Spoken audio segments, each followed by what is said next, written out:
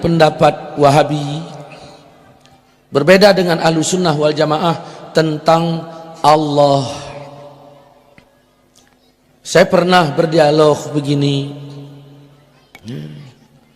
Mas, saya Ustadz, kalian kenapa beda sama kami? Oh, kami langsung pada Quran dan hadis, Ustadz. Begitukah? Iya. Di mana bedanya kalian sama kami? Ya banyak bedanya. Kalian tauhidnya Asy'ariyah, pakai sifat 20. Terus, nah, kalau kami tauhid uluhiyah, rububiyah, asma wa sifat. Yang mana yang asli? Yang kami, yang 20 bid'ah. Nabi pernah membagi tauhid dibagi 3. Tolong riwayat siapa? Nah, Nabi nggak pernah membagi tauhid jadi 3, Pak. Nggak pernah. Sahabat tidak pernah. Tidak pernah. Maka pembagian ini di abad ke-7 dilakukan oleh Ibnu Taimiyah. Jadi tidak benar itu. Nah, mereka mengatakan Allah itu duduk di arasy. Saya pernah bertanya, Allah di mana? Di arasy. Dari mana kau tahu? Al-Quran yang bilang, Ustadz. Mana ayatnya? Ustadz buka surat Thaha ayat 5. Ar-Rahman alal arsy istawa. Ar-Rahman Tuhan yang Maha Pemurah. Alal arsy, di atas aras duduk dia.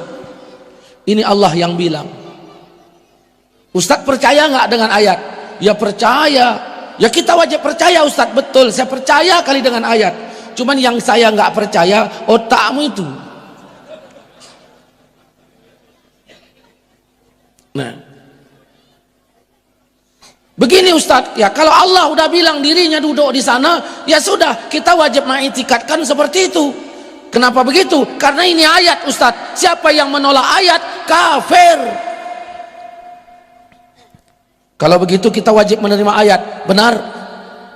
Bagaimana kalau ku jawab Tuhan di Palestina? Loh, apa ada ayatnya? Kau baca surat Safat 99. Allah mengatakan di situ dalam ayat itu, inni zahibun ila rabbi sayahdin. Allah menceritakan perkataan Ibrahim yang dibenarkan Allah. Aku berangkat menjumpai Tuhanku. Berdasarkan ayat itu kemana Ibrahim pergi? Ke Palestina. Berarti ayat ini menunjukkan Tuhan di Palestina. Kali ini pembicaraan fokus kepada persoalan akidah lagi. Membahas akidah, yaitu akidah Ahlus Sunnati wal Jamaah. Akidah yang sesuai dengan Quran dan As-Sunnah. Akidah yang lurus, akidah yang berada di atas, yaitu sabilul mu'minin.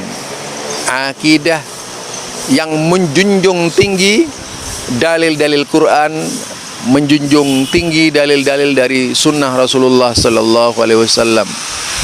Menanggapi Ustadz Maulana ya, yang berbicara tentang tangan Allah dan sebagainya, kemudian dibanding-bandingkan dengan sifat 20, sok pahlawan segala. Mungkin Ustadz Maulana ini tidak pernah membaca referensi, logika Mu'tazilahnya dipakai.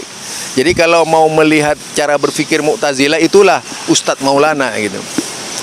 Bagaimana Mu'tazilah berpikir? Ya seperti Ustadz Maulana itu. Dia di dalam memahami agama, memahamkan agama. Jadi dia memahamkan agama sebagaimana agama yang dipahami secara akal-akalan oleh Ustadz Maulana, tidak berdasarkan referensi. Jadi agamanya adalah agama akal-akalan. Misalnya berkaitan dengan istiwa, dibanding-bandingkan dengan ayat yang tidak nyambung gitu, yaitu perjalanan Nabi Ibrahim ke negeri Palestina pada waktu itu. Ini kan tidak nyambung namanya ayatnya.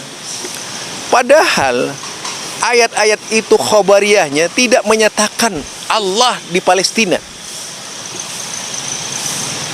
Tidak menyatakan, bahkan abu-abu ayat itu, istilahnya mutasyabih. Apa yang dimaksud? Para mufassir itu berbeda-beda tafsiran. Berbeda dengan istiwa. Itu ayat utuh. Ya. Istiwa itu ayat utuh dan diulang-ulang oleh Allah bukan satu kali, sampai 7 kali lebih di dalam Al-Quran diulang-ulang.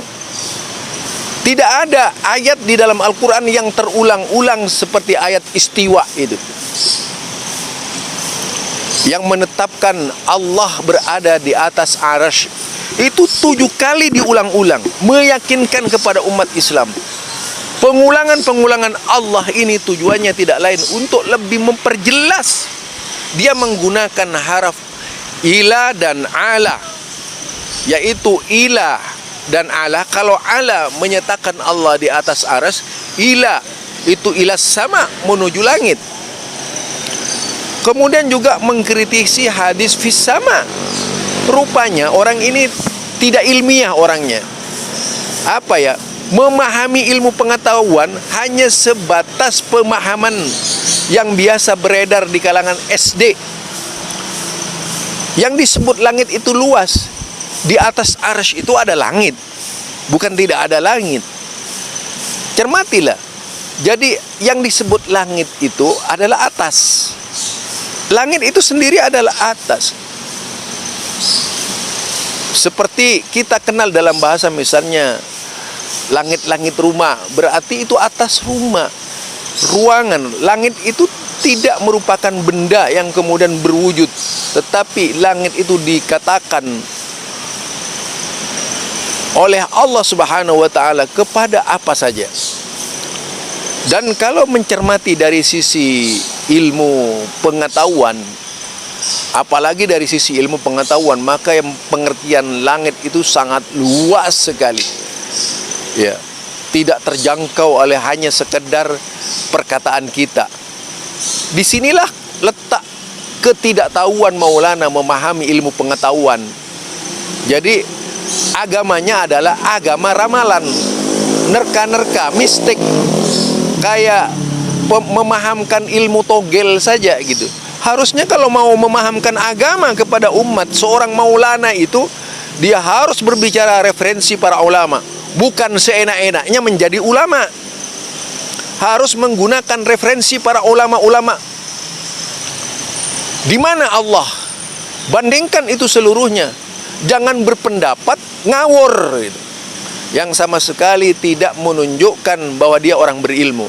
Kalau cuma main otak-atik gatok seperti itu di dalam memahami agama, semua orang bisa. Bukan tidak bisa. Kalau semua orang itu berpikir seperti Maulana, Islam rusak itu. Karena apa? Tidak menggunakan referensi. Mu'tazilah ya seperti Maulana itu. Semua ayat-ayat yang jelas di dalam Al-Quran dirubah oleh Mu'tazilah kepada pengertian Mu'tazilah. Contoh saja, istawa 'alal 'arsy, Allah bersemayam di langit. Istawa itu diartikan istaula oleh Mu'tazilah. Sama dengan Maulana itu pengertiannya, Allah meliputi ini segalanya. Nah, pengertian-pengertian inilah yang sangat membahayakan. Asy'ariyah itu Mu'tazilah, bukan Ahlus Sunnah. Dari cara berfikirnya, dari caranya menanggapi argumentasi orang lain, semua berdasarkan akal semata-mata. Itulah akal Mu'tazilah. Bagi Mu'tazilah akal itu ya'lu wa la yu'la alaihi. Itu bagi Mu'tazilah. Bagi Asy'ariyah akal itu ya'lu wa la yu'la alaihi. Sama Asy'ariyah dan Mu'tazilah, karena Asy'ariyah itu telurnya Mu'tazilah, lahir dari Mu'tazilah.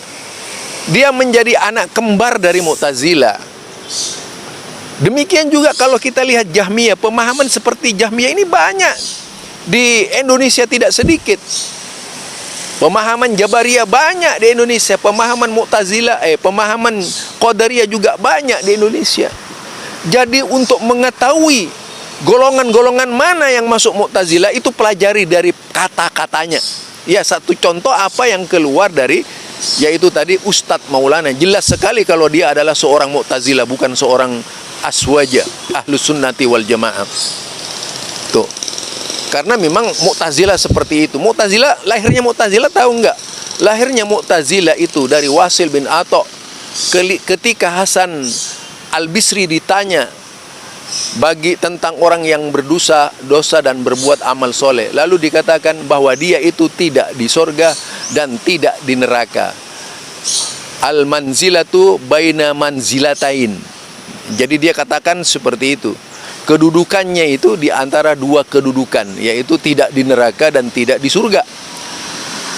Spontan keluar dari pemahaman Mu'tazilah. Pemahaman Mu'tazilah ini kemudian berkembang kepada persoalan akidah. Pemahaman Mu'tazilah itu berkembang kepada persoalan ibadah dan sebagainya.